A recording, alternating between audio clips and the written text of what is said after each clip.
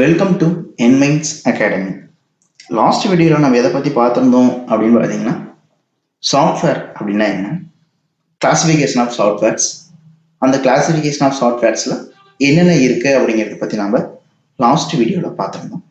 இன்னைக்கு இந்த வீடியோவில் நம்ம எதை பற்றி பார்க்க போகிறோம் அப்படின்னு பார்த்தீங்கன்னா functions and types of operating system அப்படிங்கிறத நம்ம இன்னைக்கு இந்த வீடியோவில் பார்க்க போகிறோம். First of all, operating system எதுக்காக வேணும்?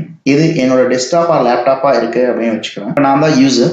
ஸோ நான் என்ன பண்ண முடியாது அப்படின்னு பார்த்தீங்கன்னா, இப்போ இந்த டெஸ்க்டாப் ஆர் லேப்டாப்ல இருக்க எந்த ஒரு ஹார்ட்வேரையும் என்னால் டைரக்டா அக்சஸ் பண்ண முடியாது. ஸோ அப்போ இன்டர்மீடியேட்டரா எனக்கு ஒருத்தர் தேவைப்படுவார். அவரு தான் யாரு அப்படின்னு பார்த்தீங்கன்னா இந்த ஆப்ரேட்டிங் சிஸ்டம் அப்படிங்கிறாரு. ஸோ இப்போ நான் இந்த ஆப்ரேட்டிங் சிஸ்டம் மூலியமா தான் என்ன பண்ண முடியும் அப்படின்னு பார்த்தீங்கன்னா, இங்க இருக்கிற ஹார்ட்வேர் ரிசோர்ஸ் ஆகட்டும் இல்லை சாஃப்ட்வேர் ரிசோர்ஸ் ஆகட்டும் என்னால் அக்சஸ் பண்ண முடியும். ஸோ இந்த ஆப்ரேட்டிங் சிஸ்டம் அப்படிங்கிறதான் சிஸ்டம் சாஃப்ட்வேர் அப்படின்னு சொல்லுவாங்க. ஸோ இந்த சிஸ்டம் சாஃப்ட்வேர் கூட தான் என்ன வரும் அப்படின்னு பார்த்தீங்கன்னா, அந்த யூட்டிலிட்டிஸ்ன்னு சொல்லக்கூடிய, அதாவது இந்த கம்ப்யூட்டராக இருந்தாலும் இல்லை லேப்டாப்பாக இருந்தாலும் அதில் இருக்கக்கூடிய கம்ப்யூட்டர் ஹார்ட்வேர்ஸ் எல்லாத்தையும் மேனேஜ் பண்ணுறதுக்கு உண்டான அப்ளிகேஷன்ஸ், தட் மீன்ஸ் சாஃப்ட்வேர்ஸ் எல்லாமே, யூட்டிலிட்டிஸ் எல்லாமே வந்து பார்த்தீங்கன்னா அந்த ஆப்ரேட்டிங் சிஸ்டம். நம்ம எந்த ஆப்ரேட்டிங் சிஸ்டம் யூஸ் பண்ணாலும் அது கூடவே நம்மளுக்கு வரும். இப்ப இந்த ஆப்ரேட்டிங் சிஸ்டம் என்னென்ன ஃபங்க்ஷனாலிட்டி பண்ணுது அப்படிங்கிறத நம்ம பார்க்க போறோம். அதுக்கு முன்னாடி what is an operating system அப்படிங்கிறத ஒன்ஸ் அகைன் நான் ரிப்பீட் பண்றேன். an operating system, short form OS, is a software which act as an interface between the end user and computer hardware. So ஒரு எண்ட் யூசருக்கும் அந்த computer ஹார்ட்வேருக்கும் இன்டர்மீடியேட்டரா work ஆகிறது தான் வந்து பார்த்தீங்கன்னா இந்த ஆப்ரேட்டிங் சிஸ்டம் அப்படிங்கிறவர். இந்த ஆப்ரேட்டிங் சிஸ்டம் எந்தெந்த இடத்துலலாம் யூஸ் ஆகுது அப்படின்னு பார்த்தீங்கன்னா, every computer must have at least one OS to run other programs. அதாவது எந்த ஒரு கம்ப்யூட்டர் ஆகட்டும் இல்லை லேப்டாப் ஆகட்டும் கண்டிப்பா அட்லீஸ்ட் அந்த சிஸ்டத்துல ஒரு ஆப்ரேட்டிங் சிஸ்டமாவது இருக்கணும். எதுக்காக அந்த ஆப்ரேட்டிங் சிஸ்டம் இருக்கு அப்படின்னு பார்த்தீங்கன்னா, ஸோ அப்ளிகேஷன் சாஃப்ட்வேர்ஸ் ரன் பண்றதுக்காக தான் வந்து பார்த்தீங்கன்னா இந்த ஆப்ரேட்டிங் சிஸ்டம் அப்படிங்கிறது. அந்த அப்ளிகேஷன்ஸ் என்னெல்லாம் இருக்கலாம் அப்படின்னு பார்த்தீங்கன்னா, and application like Chrome, MS Word, games, etc. So it needs some environment in which it will be run and perform its task. So அந்த அப்ளிகேஷன் சாஃப்ட்வேர்ஸ் எல்லாம் என்ன ஆகிறதுக்கு ஒரு பிளாட்ஃபார்ம் ஒன்று தேவை. ஸோ அந்த பிளாட்ஃபார்ம் தான் வந்து பார்த்தீங்கன்னா, அந்த என்விரான்மெண்ட் தான் பார்த்தீங்கன்னா இந்த ஆப்ரேட்டிங் சிஸ்டம் அப்படிங்கிறது. It is not possible for the user use to any computer or mobile devices without having an operating system.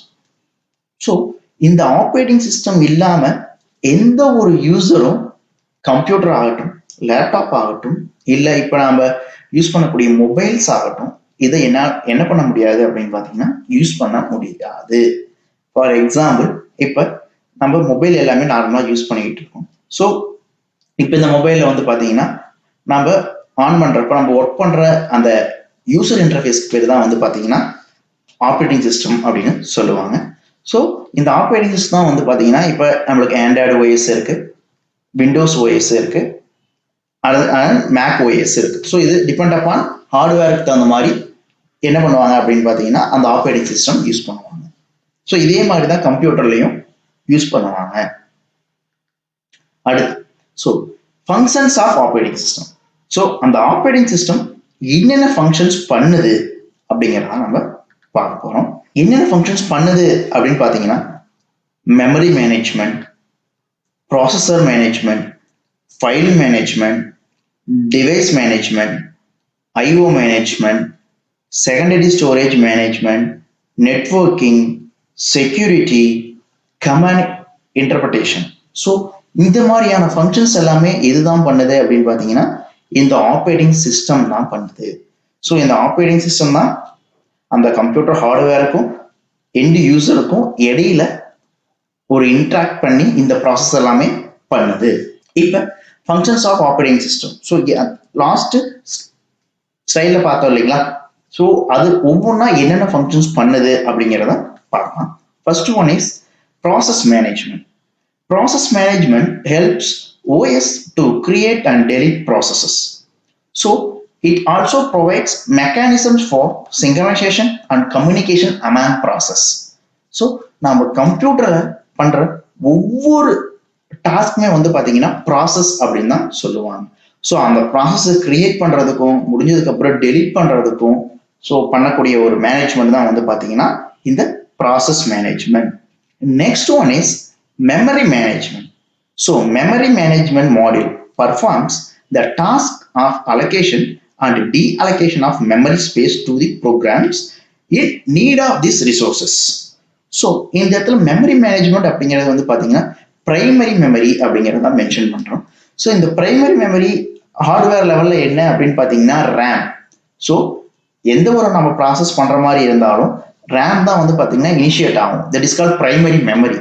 So அந்த மெமரி இனிஷியேட் ஆகி தான் என்ன பண்ணும் அப்படின்னு பார்த்தீங்கன்னா ப்ராசஸரோட சேர்ந்து ப்ராசஸ் பண்ணி நம்மளுக்கு அவுட்புட் ஸ்டோர் ஆகுறதோ ஏதாவது ஆகுறதோ ஃபங்க்ஷன்ஸ் எங்கே நடக்கும் அப்படின்னு பார்த்தீங்கன்னா செகண்டரி ஸ்டோரேஜ் டிவைசஸில் நம்மளுக்கு நடக்கும். ஸோ இந்த மெமரி பிரைமரி மெமரியை வந்து மேனேஜ் பண்ணுறதுக்கு உண்டான மாடியூல்ஸ் தான் வந்து பார்த்தீங்கன்னா மெமரி மேனேஜ்மெண்ட்ல நடக்கும். ஸோ அதே மாதிரி ஒவ்வொரு ப்ராசஸுக்கு எவ்வளோ மெமரி தேவை அப்படிங்கிறத அந்த ரிசோர்ஸுக்கு தகுந்த மாதிரி இந்த மெமரி மேனேஜ்மெண்ட் பார்த்துக்கும். அடுத்து file management. It manages all the file related activities such as organization, storage, retrieval, naming, sharing and protection of files. So file management அப்படிங்கிறது ரொம்ப ரொம்ப இம்பார்ட்டன்டான மேனேஜ்மெண்ட். பிகாஸ் ஆஃப் நம்ம என்ன பண்ணுவோம் அப்படின்னு பார்த்தீங்கன்னா நம்ம கம்ப்யூட்டர்ல ஃபைல்ஸ் கிரியேட் பண்ணி அந்த ஃபைல்ஸ் என்ன வேணா இருக்கலாம், word files, audio files, video files, என்ன ஃபைல்ஸாக வேணா இருக்கலாம். ஸோ அந்த ஃபைல்ஸை மேனேஜ் பண்றதுக்கு உண்டான மேனேஜ்மெண்ட் தான் வந்து பார்த்தீங்கன்னா ஸ்டோர் பண்ணுறது, மறுபடியும் நம்ம எடுத்து பார்க்கறது, அதுக்கு நேமிங் பண்ணுறது, ஷேர் பண்ணுறது, அதுக்கு செக்யூரிட்டி பண்ணுறது எல்லாமே வந்து பார்த்தீங்கன்னா இந்த ஃபைல் மேனேஜ்மெண்ட் ப்ராசஸ் கீழே தான், ஃபங்க்ஷன் கீழே தான் வரும்.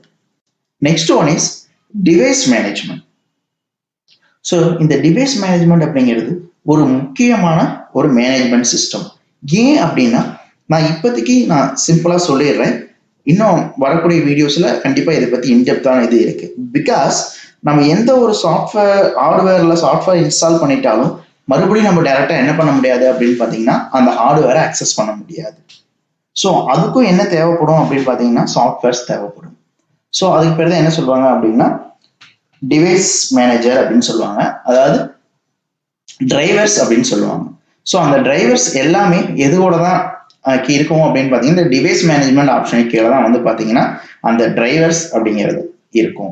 ஸோ எந்த ஒரு ஹார்ட்வேர் டிவைஸாக இருந்தாலும் அதுக்கு டிரைவர்ஸ் இல்லாமல் நம்மளால என்ன பண்ண முடியாது அப்படின்னு பார்த்தீங்கன்னா யூஸ் பண்ண முடியாது. இந்த device management keeps tracks all the devices. எல்லா டிவைஸும் என்ன பண்ணும் அப்படின்னு பார்த்தீங்கன்னா ஹார்ட்வேர் டிவைசஸ் எல்லாமே இந்த டிவைஸ் மேனேஜ்மெண்ட் தான் வந்து பார்த்தீங்கன்னா மேனேஜ் பண்ணும். This module also responsible for this task is known as the IO controller. So input output controller எல்லாமே வந்து இந்த டிவைஸ் மேனேஜர் தான் மெயின்டைன் பண்ணணும். It also performs the task of allocation and deallocation of the devices. So எந்த ஒரு device எனக்கு வேணும் allocate பண்ணணும் இல்லை டீஅலோகேட் பண்ணணும் அப்படின்னாலும் நம்ம இந்த டிவைஸ் மேனேஜ்மெண்ட்ல இருந்து நம்மளால என்ன பண்ணிக்க முடியும் அப்படின்னு பார்த்தீங்கன்னா ஃபங்க்ஷன்ஸ் பண்ணிக்க முடியும். அடுத்து IO system management. So input output management. One of the main objects of any OS is to hide the peculiarities of that hardware devices from the users. So இந்த IO சிஸ்டம் மேனேஜ்மெண்ட்டை வச்சு நாம ஒரு யூசருக்கு என்னென்ன hardware அவர் access பண்ணணும் பண்ணக்கூடாது அப்படிங்கிறது எல்லாமே வந்து பார்த்தீங்கன்னா இந்த இன்புட் அவுட்புட் சிஸ்டம் மேனேஜ்மெண்ட்ல இருந்து நம்மளால பண்ணிக்க முடியும். அடுத்து secondary storage management. So secondary storage management அப்படிங்கிறது தான் வந்து பார்த்தீங்கன்னா ஸ்டோரேஜ், அதாவது ஹார்ட் டிஸ்க், பர்மனன்ட் ஸ்டோரேஜ் அப்படிங்கிறது தான் வரும். Systems have several levels of storages, which includes primary storage, secondary storage, and cache storage. So, இந்த secondary storage அப்படிங்கிறத நம்ம என்ன பண்ணுவோம் அப்படின்னு பார்த்தீங்கன்னா நம்ம டேட்டா எல்லாமே சேவ் பண்ணி வச்சிருப்போம். ஸோ சேவ் பண்ண டேட்டாஸ் நம்ம ரிட்ரீவ் பண்ணி பார்க்கறது, காப்பி பண்றது, ஸோ இந்த மாதிரியான ப்ராசஸ் எல்லாமே பண்ண முடியும். அடுத்து security. It is very very important. Security. So அந்த ஹார்ட்வேர் ஆகட்டும் இல்லை அந்த ஃபைல்ஸ் ஆகட்டும் நம்ம சர்வ் பண்ணி வச்சிருக்க இன்ஃபர்மேஷன்ஸ்க்குலாம் எப்படி செக்யூரிட்டி ப்ரொவைட் பண்றது அப்படிங்கிறது வந்து பார்த்தீங்கன்னா ஃபங்க்ஷன்ஸ் ஆஃப் ஆப்ரேட்டிங் சிஸ்டத்திலே பை டிஃபால்ட்டாகவே இருக்கும். ஸோ செக்யூரிட்டி அப்படிங்கிறதுல Security module protects the data and information of the computer system against malware, threat and authorized access. So யார் வந்து ஆத்தரைஸ்டாக access-ஆக இருக்காங்களோ அவங்களுக்கு மட்டும்தான் அந்த டேட்டாவை கொடுக்கணும். ஸோ வெளியிருந்து வரக்கூடிய அன்ஆத்தரைஸ்டு யூசர்ஸ் அதை அக்சஸ் பண்ணக்கூடாது. ஸோ அது இல்லாமல் வைரஸ்னால அஃபெக்ட் ஆகக்கூடாது அப்படிங்கிறது எல்லாமே வந்து பார்த்தீங்கன்னா இந்த செக்யூரிட்டி ஃபங்க்ஷன்ஸ் கீழே தான் வரும். Another one is command interpretation. So command அப்படின்னா என்ன அப்படிங்கிறது பேசிக்காக எல்லாத்துக்குமே தெரியும். ஸோ என்ன பண்ணுவோம் அப்படின்னு பார்த்தீங்கன்னா கோடிங் மூலியமா கொடுத்து நம்ம அதுக்கு அவுட்புட் கெட் பண்ணுவோம். ஸோ இது வந்து பார்த்தீங்கன்னா எல்லா ஆப்ரேட்டிங் சிஸ்டத்துலையும் இது இருக்கு. This module is interpreting commands given by the and acting system resources to process the commands. So நம்ம என்ன கமாண்ட்ஸ் கொடுக்குறோமோ அந்த கமாண்ட்ஸுக்கு தகுந்த மாதிரி ப்ராசஸ் ஆகி நம்மளுக்கு என்ன வரும் அப்படின்னு பார்த்தீங்கன்னா அவுட்புட்ஸ் வரும். அடுத்து நெட்வொர்க்கிங் அப்படிங்கிறது ரொம்ப ரொம்ப இம்பார்ட்டண்டான ஒன்று. இப்போ வந்து பார்த்தீங்கன்னா நம்ம எங்கெங்க இருந்தோ டேட்டாஸ் அக்சஸ் பண்ணுறோம். ஸோ அதுக்கு தான் வந்து பார்த்தீங்கன்னா இந்த நெட்வொர்க்கிங் அப்படிங்கிறது யூஸ் ஆகுது. ஸோ நெட்வொர்க்கிங் அப்படின்னா என்ன அப்படின்னு பார்த்தீங்கன்னா a distributed system is a group of processes which do not share memory, hardware devices or a clock. The processes communicate with one another through the network. So distributor system என்ன அப்படின்னு பார்த்தீங்கன்னா so எல்லாத்துக்கும் split பண்ணுற சிஸ்டத்துக்கு பேர் தான் என்ன சொல்லுவாங்கன்னா distributed. So ஒருத்தர் வந்து இன்னொருத்தருக்கு கொடுக்கறது தான் வந்து பார்த்தீங்கன்னா டிஸ்ட்ரிபியூட்டட் அப்படின்னு சொல்லுவாங்க. ஸோ இந்த டிஸ்ட்ரிபியூட்டட் சிஸ்டம் என்னெல்லாம் ஷேர் பண்ணும் அப்படின்னு பார்த்தீங்கன்னா memory, hardware devices or clock இது எல்லாத்தையும் என்ன பண்ணாது ஷேர் பண்ணாது. ஸோ அந்த ப்ராசஸ் எல்லாமே கம்யூனிகேட் பண்ணி ஒன்னோட ஒன்று இந்த நெட்வொர்க் மூலியமா தான் என்ன பண்ணும் அப்படின்னு பார்த்தீங்கன்னா ஷேர் பண்ணணும். டைரக்டா ஷேர் பண்ண முடியாது. ஸோ இது one of the functions of operating system. அடுத்து இப்போ நம்ம எதை பற்றி பார்க்க போகிறோம் அப்படின்னு பார்த்தீங்கன்னா types of operating system. So என்னென்ன டைப் ஆஃப் ஆப்ரேட்டிங் சிஸ்டம் இருக்கு அப்படிங்கிறத நம்ம இப்போ பார்க்க போகிறோம். So batch operating system, multitasking or time sharing operating system, multiprocessing operating system, real time operating system, distributed operating system, network OS, mobile OS. So totally வந்து பார்த்தீங்கன்னா 7 types of operating system இருக்கு. இது எல்லாமே ஒவ்வொரு operating சிஸ்டமும் ஒவ்வொரு specific பர்பஸ்க்காக use பண்ணக்கூடியதுதான் இந்த operating system. So first one is batch operating system. எதுக்காக யூஸ் ஆகும் அப்படின்னு பார்த்தீங்கன்னா சில கம்ப்யூட்டர்ஸ் எல்லாமே ரொம்ப வந்து பார்த்தீங்கன்னா டைம் அதிகமாக எடுத்துக்கும் ப்ராசஸ் பண்ணுறதுக்கு. ஸோ அப்போ அந்த ப்ராசஸ் ஸ்பீடப் பண்ணுறதுக்காக வந்து பார்த்தீங்கன்னா ஜாப் கொடுத்துக்கிட்டே இருக்கும், ரொட்டேட்டாக கொடுத்துக்கிட்டே இருக்கும். ஸோ அப்போ என்ன ஆகும், குரூப்பாக என்ன ஆகும், ரன் ஆகும். ஸோ அதுதான் வந்து பார்த்தீங்கன்னா பேட்ச் ஆப்ரேட்டிங் சிஸ்டம் அப்படின்னு சொல்லுவாங்க. The user of the batch operating system never directly interacts. So டைரக்டாக நம்ம என்ன பண்ண முடியாது அப்படின்னு பார்த்தீங்கன்னா இன்டராக்ட் ஆக முடியாது. So in this type of OS every users prepares this or her job of an offline devices like as punch card and submit it to the computer operator. So அவங்க என்ன பண்ணுவாங்க அப்படின்னு பார்த்தீங்கன்னா நம்ம அவங்களுக்கு தேவையான ப்ராசஸ் எல்லாமே வந்து பார்த்தீங்கன்னா அவங்க ரெடி பண்ணி வச்சுட்டு அதை டாஸ்க்ல அவங்க போட்டு விட்டுருவாங்க. ஸோ அது என்ன வரைக்கும் ஆட்டோமேட்டிக்காக பேட்ச் பை பேட்சாக அந்த ஆப்ரேட்டிங் சிஸ்டம் அந்த ப்ராசஸை பண்ணி முடிச்சிடும்.